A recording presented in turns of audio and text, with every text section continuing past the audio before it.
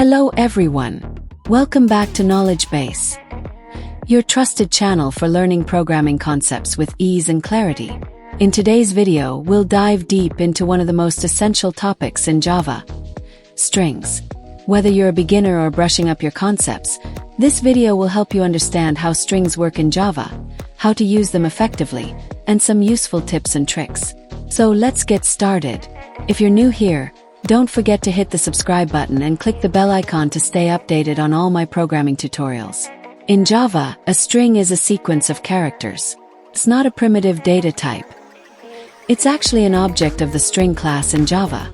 Java strings are immutable, which means once you create a string, you cannot change its contents. Let's look at a simple example. String street equals hello.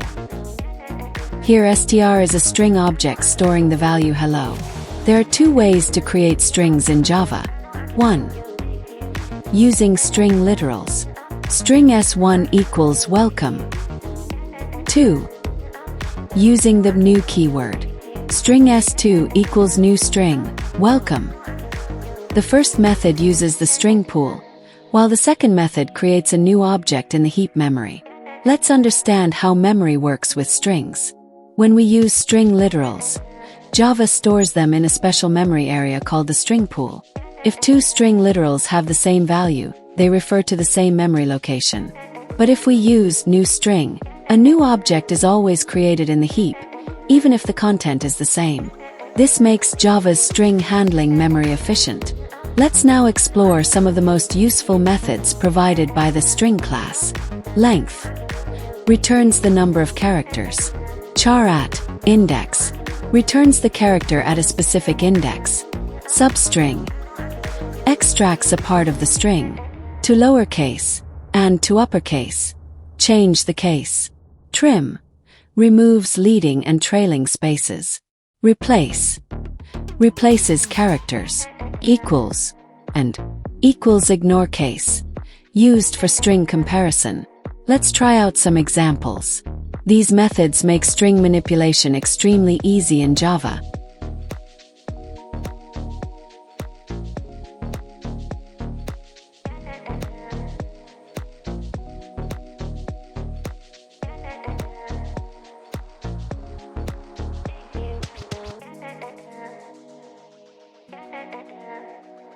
There are two main ways to compare strings in Java.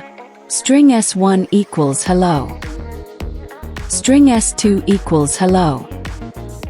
String s3 equals new string, hello. So remember, use equals equals for reference comparison. Use dot equals for content comparison.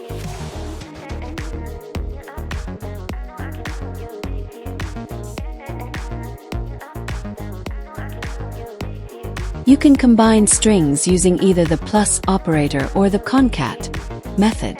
String name equals Archana. String greeting equals hello plus name.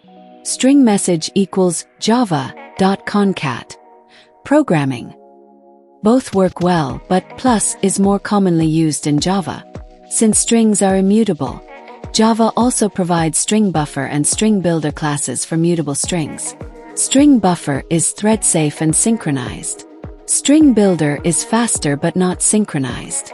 Example: StringBuffer SB equals new StringBuffer, hello. SB append world. System.out.println SB will print hello world. Use these classes when you need to modify strings repeatedly. Here's a quick comparison. Choose the right class based on your requirement.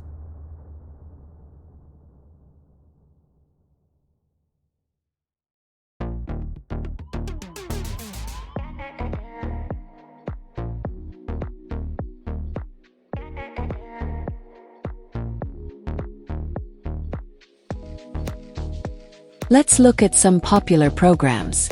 Count vowels in a string. Reverse a string. Check if a string is a palindrome. Count frequency of characters.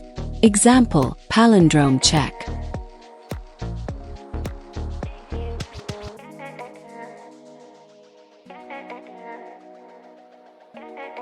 Now let's demonstrate strings in Java practically with the help of examples one by one.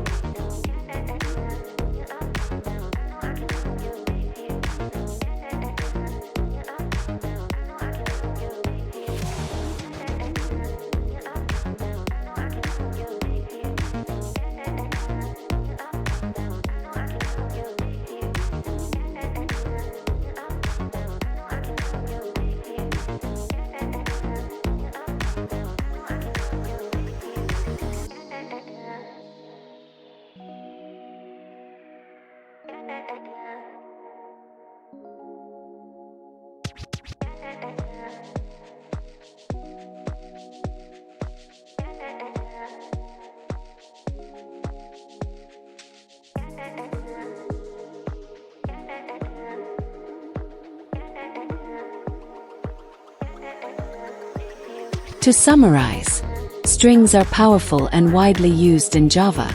They are immutable.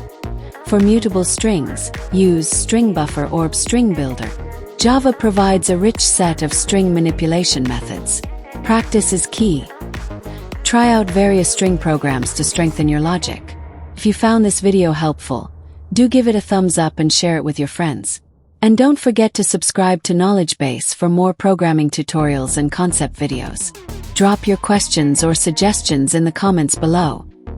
I'd love to hear from you. Thanks for watching, and I'll see you in the next video.